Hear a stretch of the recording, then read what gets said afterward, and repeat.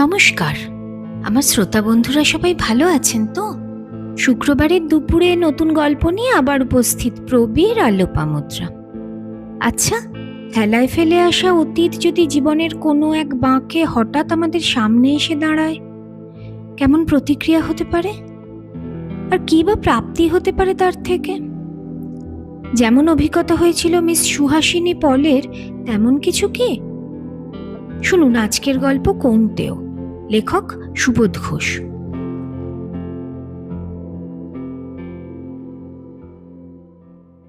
কোনো কালে ওর গায়ের রং বেশ ফর্সা ছিল বলে মনে হয়। এখন অবশ্য রোদে পুড়ে আর জলে ভিজে একেবারে তামাটে হয়ে গিয়েছে। ওর নাম মিস সুহাসিনী পল। ছেঁড়া একটা শাড়িকে, তাও আস্ত একটা শাড়ি নয়, শাড়ির আধখানা একটা টুকরোকে গাউনের মতো ভঙ্গিতে গায়ে জড়িয়ে তার উপর লম্বা একটা গরম কোট চাপিয়ে পথে পথে হেঁটে বেড়ায় মিস সুহাসিনী পল। আজ ওর বয়স 60-এর কম হবে না, এবং বুড়োরা বলে থাকেন যে বছর 30 আগেও ওই সুহাসিনী পলকে আস্ত একটা সিল্কের গাউন পরে আর চকচকে হাই হিল জুতো ঠকঠকিয়ে এন্টালির বাজারে বসে মুরগি আর ফুলকপি কিনতে তাঁরা দেখেছেন। এখন পথ চলতে গিয়ে মিস সুহাসিনী পলের জীর্ণ শীর্ণ ছোট্ট চেহারাটা ঠুকঠুক করে কাঁপে। শীত, গ্রীষ্ম বা বর্ষা, গায়ের ওপর সব সময় ওই লম্বা গরম কোট। গরম কোটের সারা গায়ের এখানে ওখানে পশম ঝরে গিয়েছে, ঘিয়ে ভাজা কুকুরের ছালের মতো দেখতে। পুরুষ মানুষের পায়ের একজোড়া জুতো, তাও ছেঁড়া আর রংচটা। সুহাসিনী পলের দুপায়ে যেন আলগা হয়ে লেগে রয়েছে। মাথার সব চুলই সাদা, সেই সাদা চুলের খোপার ওপর কালো একটা চিরুনি গোজা। সেই চিরুনির সব দাঁতের প্রায় অর্ধেকই ঝরে পড়ে গিয়েছে। ফ্যাকাশে একটা ছাতা আছে, আর আছে ময়লা একটা ঝোলা। এই দুটি বস্তুও মিস সুহাসিনী পলের দুই হাতে দুটি প্রয়োজনের শোভা। কিন্তু এই ময়লা ঝোলার ভিতরে আরেকটি যে বস্তু আছে, সে বস্তুটি জীর্ণ শীর্ণ নয় এবং ছেঁড়া ময়লাও নয়। বেশ সাদা আর বেশ চকচকে কতগুলি ছোট ছোট কার্ড।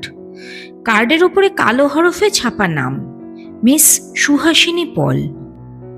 বেশ একটু খুঁড়িয়ে খুঁড়িয়ে হাঁটে মিস সুহাসিনী পল। মুখের শুকনো চামড়ার ভাঁজে ভাঁজে যেন ভারবাহী বৃদ্ধ পশুর মতো একটা জীবনের যত ক্লান্তি আর বিরক্তি ফুটে ওঠে।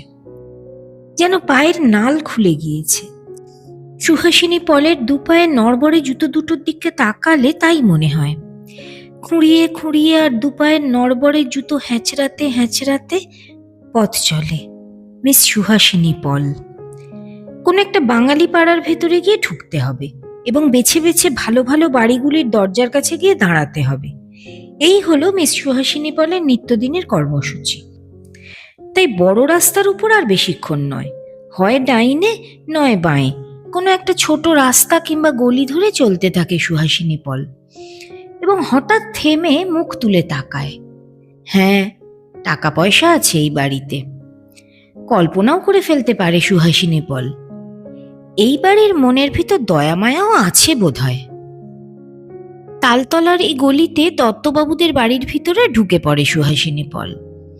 প্রথম ঘরের ভিতরে চেয়ারের উপর বসে রয়েছে এক যুবক। এগিয়ে যায় সুহাসিনী পল। যুবকের চোখের সামনে নাম ছাপানো একটা কার্ড আচমকা এগিয়ে দিয়ে অভিবাদন জানায় Suhasini Pal. Good morning my boy. Good morning. কি চাই আপনার? চ্যারিটি। ওল্ড লেডি আপনার কাছ থেকে চ্যারিটি আশা করে। মাত্র একটি 10 টাকার নোট, তার বেশি কিছু নয়। কোনো কোনো বাড়ির লোক হেসে ফেলে, আবার কোনো কোনো বাড়ির লোক বেশ বিরক্ত হয়। কিন্তু বিরক্তি হোক বা হেসেই ফেলুক, সকলেই যেটুকু চ্যারিটি করে তার দাম 1 আনার বেশি নয়, বড় জোর 2 আনা। কিন্তু এই ইয়াং ম্যান চকচকে একটা আধুলিকে সুহাসিনী পলের চোখের সামনে তুলে ধরল। সুহাসিনী পল তবুও অপ্রসন্নভাবে মুখ বাঁকা করে বলতে থাকে, তুমি এই কি করছো জেন্টলম্যান? আমি সত্যিই তো একটা বেগার ওম্যান নই। তোমার কাছ থেকে ওই সামান্য একটা হাফ রুপিয়া আমি আশা করি না। কিন্তু এর বেশি যে হবে না। আপনি ইচ্ছা হলে নিন, না হলে চলে যান। সুহাসিনী পল গম্ভীরভাবে বলে, এত কড়া করে কথা বলো না ইয়াং ম্যান। ওল্ড লেডি তোমার কাছ থেকে একটা রেসপেক্ট আর কার্টসি আশা করে। আপনাকে তো বললাম আমি এর বেশি দিতে পারবো না। সুহাসিনী পলের অলস ও শিথিল দুই চক্ষুর তারা দুটো যেন ধিকি ধিকি করে জ্বলতে থাকে। তুমি বোধহয় জানো না যে আমার লেট গ্র্যান্ডফাদার হলেন the first Indian drill master of India. তুমি বোধহয় জানো না যে আমার ফাদার মোহিত পল সিমলার সবচেয়ে বড় পোলট্রির মালিক ছিলেন। তুমি নিশ্চয়ই জানো না যে আমি 30 বছর আগে তোমার এই বাড়ির সামনের ওই রাস্তা দিয়ে ঘোড়ার গাড়ি চড়ে বেড়াতে গিয়েছি। যেই মানুষকে তুমি সামান্য হাফ রুপি দিয়ে তাড়িয়ে দিতে চাইছো।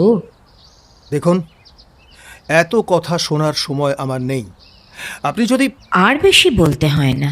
মিস সুহাসিনী পল তার গলার স্বরে যেন একটা কটকটে অভিমান কাঁপিয়ে বলে ওঠে, বেশ, তবে তাই হোক। God bless you.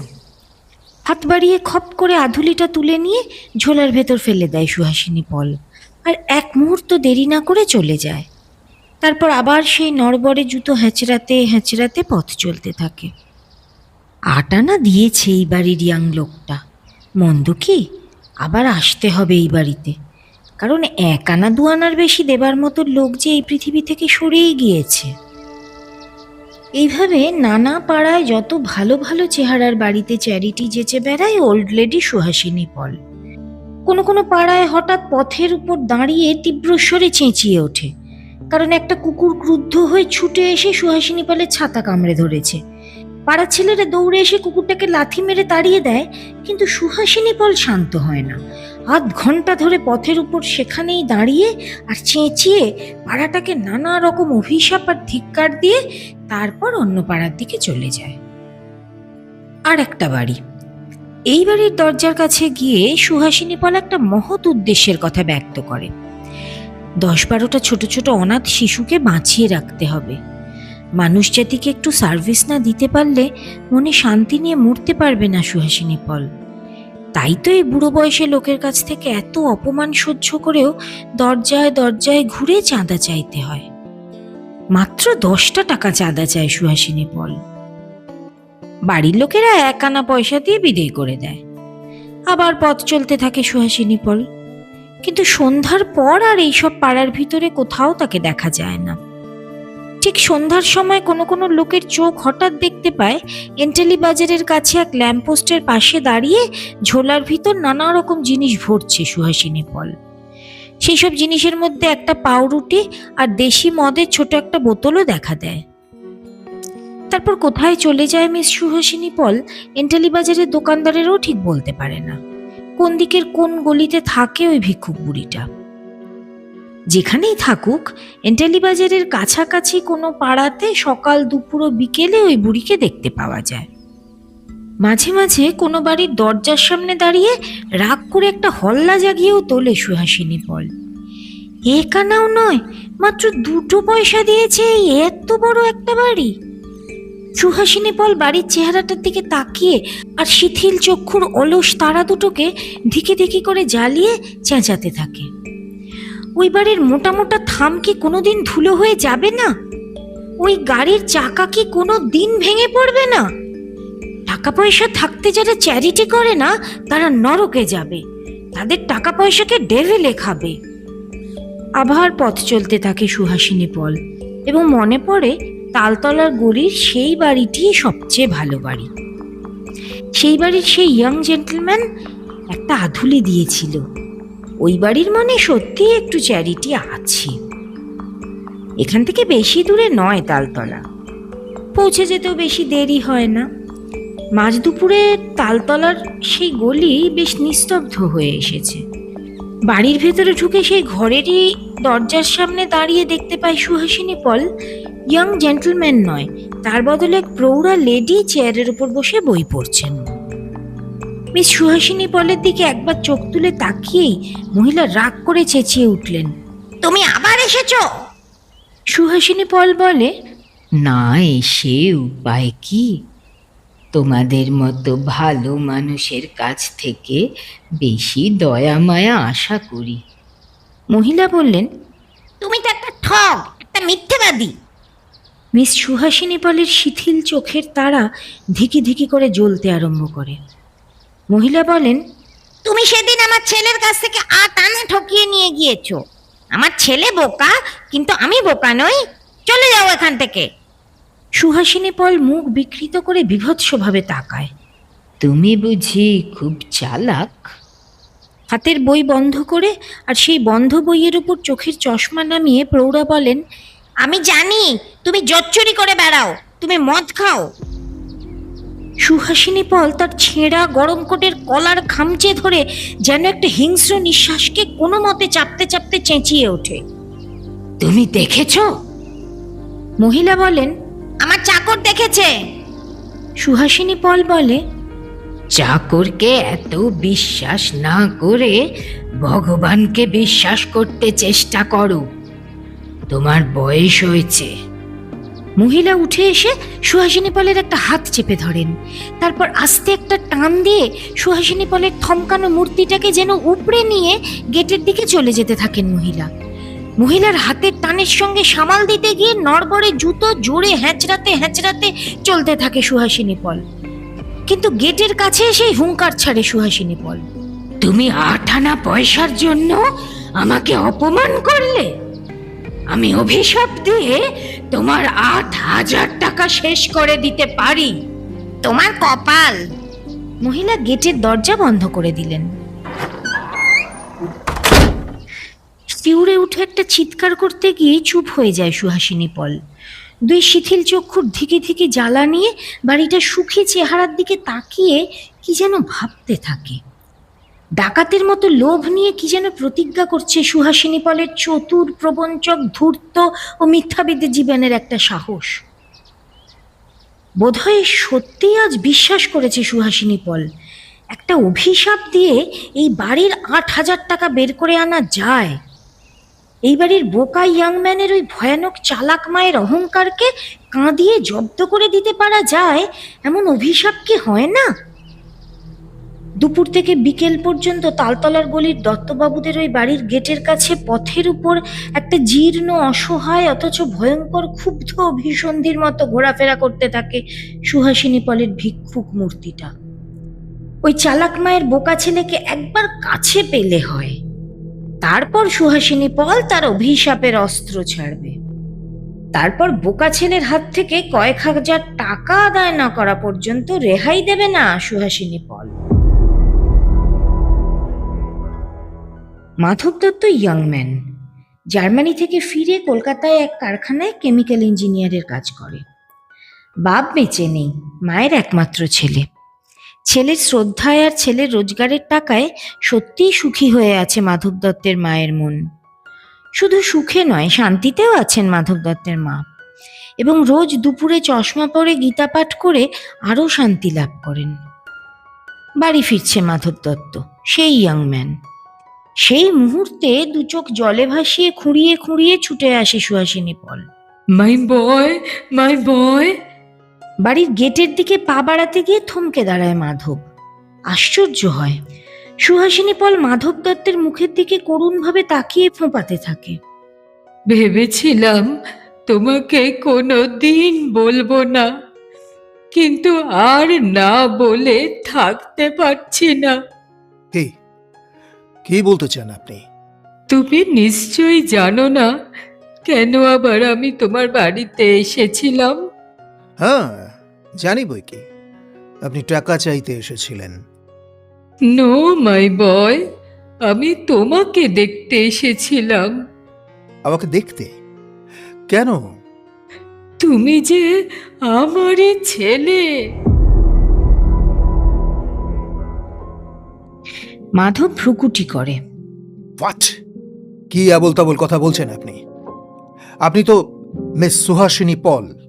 সেই জন্যই তো তোমাকে পরের কাছে ছেড়ে দিয়ে সারা জীবন আমার বুক উপসী হয়ে কাঁদছে।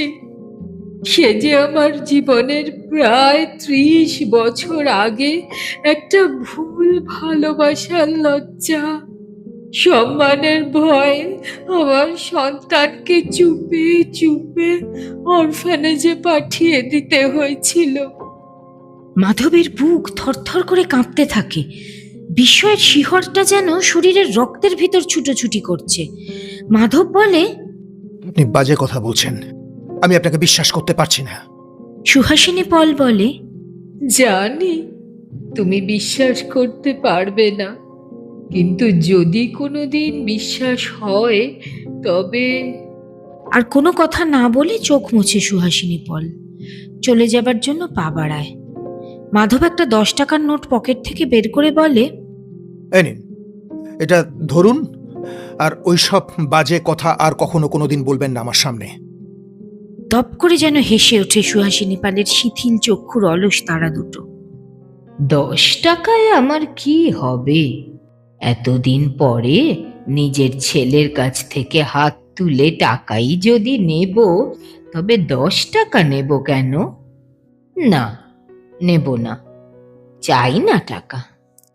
বলতে বলতে চলে যায় সুহাসিনী পল। মাধব হাসে। মাধবের কথা শুনে মাধবের মাও হাসতে থাকেন। মাধবের মা বলেন, ভিক্ষুক বুড়িটা যে কত বড় ঠক তা তুই জানিস না, তাই সেদিন 8 আনা পয়সা দিয়ে দিলি, আর আজও আবার 10 টাকা দিতে গিয়েছিলি। দয়া করতে হয় ঠিকই, কিন্তু অপাত্রে দয়া করতে নেই। মাধব হাসে। মা, সে কথা ভেবে আমি হাসছি না, আবার ভাবতে হাসি পাচ্ছে যে কি অদ্ভুত একটা মিথ্যে গল্প অনায়াসে কেঁদে কেঁদে বলে চলে গেল ওই জচ্চুর বুড়িটা। মাধবের মা গম্ভীর হন। তুই যে কত বড় বোকা তার প্রমাণ এই যে তুই জোচ্চোর বুড়িটার মিথ্যা গল্পটাকে বারবার করে ভাবছিস। মাধব তবু ভাবে, তাই তো ভাবছি, এই রকম একটা মিথ্যে গল্প বলারই বা কি দরকার ছিল ওনার? মাধবের মায়ের চোখের চশমার কাছে ছোট একটা আতঙ্কের ছায়া যেন কেঁপে ওঠে। বোকা ছেলের মনের মধ্যে সত্যই সন্দেহ জাগলো নাকি কে ওর মা? গীতা বন্ধ করে চেঁচিয়ে ওঠেন মাধবের মা, তোমার মতো বোকার কাছ থেকে টাকা আদায় করা দরকার, তাই ওই অদ্ভুত গল্প ফেঁদে তোমার মতো বোকার মন ভোলাতে চায়। এটুকু বুঝতে তোমার এত দেরি হয় কেন? আক্ষেপ করেন মাধবের মা। মানুষের জন্মের ঠিকানাই ভুল করিয়ে দিতে চায়। এ কি ভয়ঙ্কর বুড়ি রে বাবা! গীতার পাতা খুলবার আগে প্রতিজ্ঞা করেন মাধবের মা, আবার যদি বুড়িটা আসে তবে আমি পুলিশ ডেকে ওকে ধরিয়ে দেব। কিন্তু এই প্রতিজ্ঞার পর প্রায় 1 মাস পার হয়ে যায়। মিস সুহাসিনী পল তবু তালতলার দিকে আর আসে না। নিশ্চিন্ত হন মাধবের মা। কিন্তু মাধব মাঝে মাঝে ভাবে, আর আসে না কেন বুড়িটা? টাকা বাগাবার লোভে যখন এত বড় একটা অদ্ভুত গল্প তৈরি করে আর বলে দিয়ে চলে গেল, তখন টাকা বাগাবার জন্য চেষ্টা করতে আর আসে না কেন? কিংবা মরেই গেল? থাকে কোথায় বুড়িটা? ভাবতে গিয়ে হেসে ফেলে, আর লজ্জাও পায় মাধব। কিন্তু কি আশ্চর্য, তবু আরেকবার দেখতে ইচ্ছা করে বুড়িকে। বুড়ির গল্পটা যেন মাধবের শরীরের রক্তের মধ্যে গোপন কৌতুকের মতো শিরশির করছে। সেই ভূ গল্পটা যেন ঠাট্টা করে বলছে, আহা, এখন এই প্রকাণ্ড কলকাতা শহরের কোন অলিগলির ভেতর খুঁড়িয়ে খুঁড়িয়ে ভিক্ষা করে বেড়াচ্ছে মাধবের সত্যিকারের মা, বেচারা ওই সুহাসিনী পল। সুহাসিনী পলকে সত্যি খুঁজতে বের হয়নি মাধব, কিন্তু এন্টালি বাজারের কাছে পথের উপর হঠাৎ এক সন্ধ্যায় সুহাসিনী পলকে দেখতে পেয়ে চমকে উঠল মাধব। তারপর কাছে এগিয়ে গিয়ে হেসে ফেলল। কেমন আছেন আপনি? সুহাসিনী পল হঠাৎ যেন ভয় পেয়ে চমকে ওঠে। তুমি তুমি কোথা থেকে এলে মাই বয়? হ্যাঁ, একটু বেড়াতে বের হয়েছি, কিন্তু আপনি তো আমাদের ওদিকে একেবারে যাওয়া ছেড়ে দিলেন কেন? তোমার মা আমাকে পুলিশের কাছে ধরিয়ে দেবে বলেছে, তাই আর যেতে সাহস পাই না। কে বলেছে এই কথা? তোমাদের চাকর। মুখের হাসি রুমাল দিয়ে চেপে ধরে মাধব বলে, কিন্তু আপনি পুলিশের ভয়ে আপনার ছেলের কাছে যাবেন না, এটা আবার কেমন কথা? অবাক হয়ে 2 চোখ অপলক করে মাধবের মুখের দিকে তাকিয়ে থাকে সুহাসিনী পল। শিথিল চক্ষুর অলস তারা দুটো যেন অদ্ভুত এক বিস্ময়ে স্নিগ্ধ হয়ে গিয়েছে। গলার স্বরটা অদ্ভুতভাবে কাঁপতে থাকে। আস্তে আস্তে বলে সুহাসিনী পল, গুড গড, তুমি কি সত্যি আমার গল্পটা বিশ্বাস করেছো মাই বয়? মনের হাসি মনের ভেতরে চেপে মাধব বলে, হ্যাঁ, নিশ্চয়ই বিশ্বাস করি। ঝিকঝিক করে সুহাসিনী পলের ঘোলাটে চোখের তারা, যেন ঝিকঝিক করছে এক ভিক্ষুক বুড়ির ধূর্ত মনের মতলব।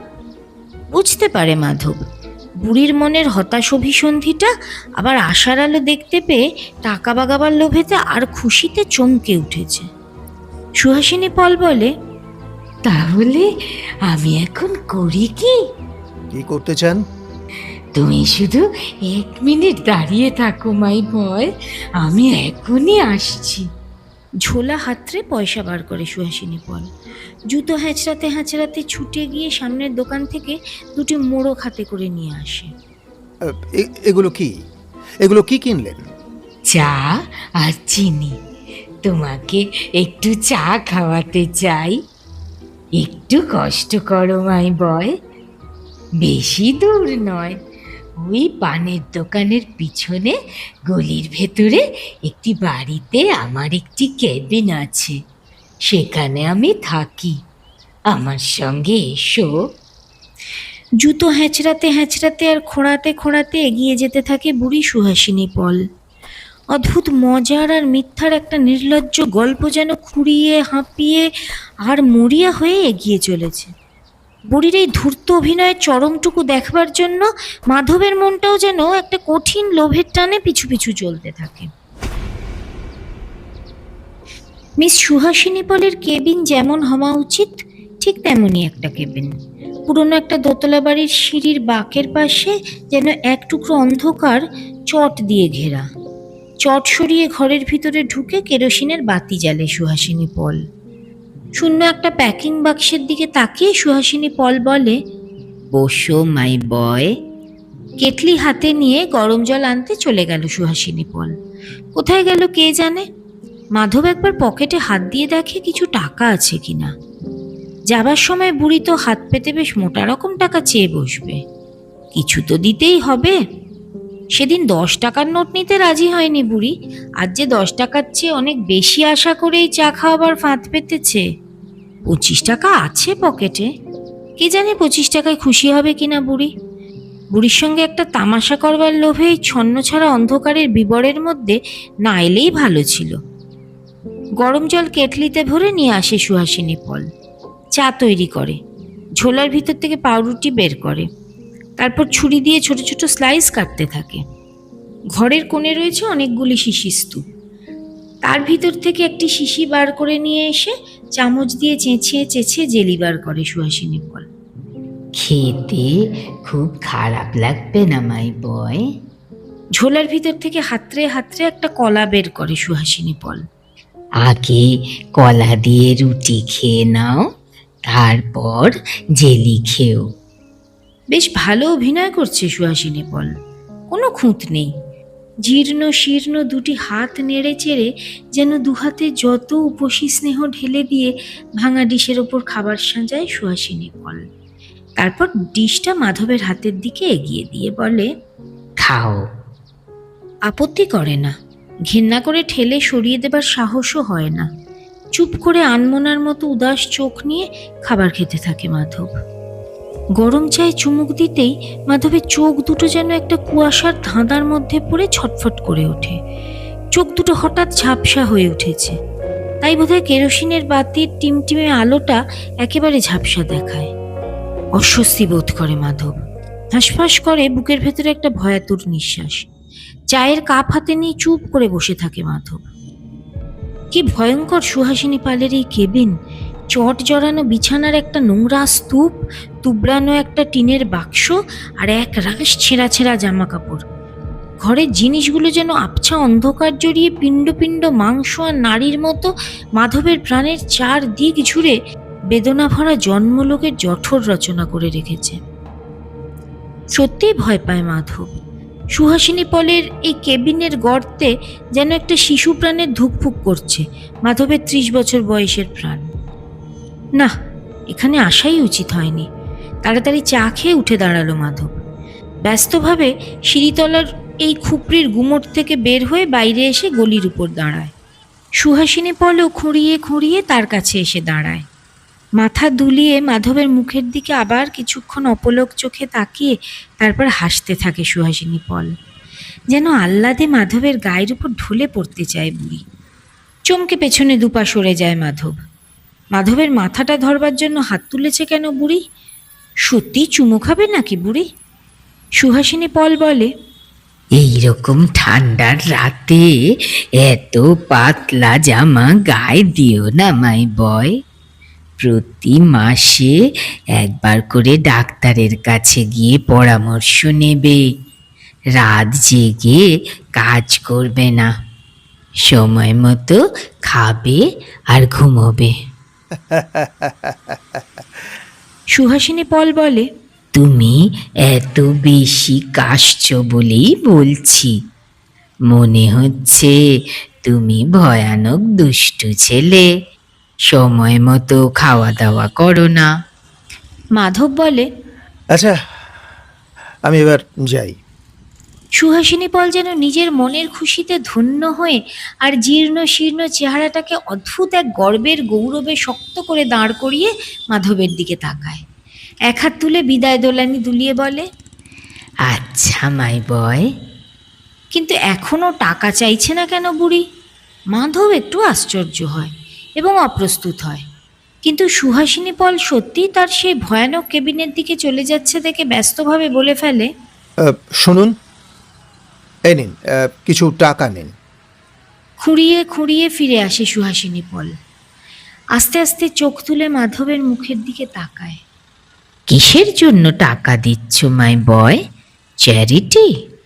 হ্যাঁ, কিছু টাকা আপনাকে দেওয়া উচিত বলে আমার মনে হলো। সুহাসিনী পলের শিথিল চক্ষুর তারা দুটো আবার ধিকে ধিকে জ্বলতে আরম্ভ করে। আমাকে বকশিস দিচ্ছ? হ্যাঁ, 25 টাকা। তবে কি তুমি সত্যিই আমার গল্পটা বিশ্বাস করনি? ওসব কথা ছাড়ুন তো, ওটা একটা গল্প। ও, এইবার বুঝলাম। চালাক মায়ের চালাক ছেলে। লোভী শকুনের মতো ছোঁ মেরে মাধবের হাত থেকে নোটগুলো হাতে তুলে নিয়ে টলতে টলতে আর হাসতে হাসতে সেই অন্ধকারের বিবরে অদৃশ্য হয়ে যায় সুহাসিনী পল। মাধবও এক দৌড় দিয়ে বড় রাস্তার আলোর কাছে এসে দাঁড়িয়ে হাঁপ ছাড়ে। ভীরু মনটা যেন বিড়বিড় করে।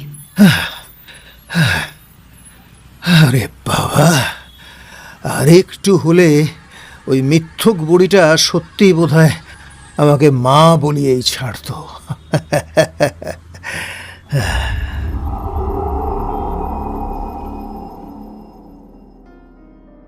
শেষ হলো আজকের গল্প। একটু অন্য স্বাদের এই গল্পটি কেমন লাগলো জানাবেন। ভালো লাগলে একটি লাইক ও শেয়ার করবেন। ভালো থাকবেন সবাই। আবার আসবো আগামী শুক্রবার ঠিক দুপুর 3টে। নমস্কার।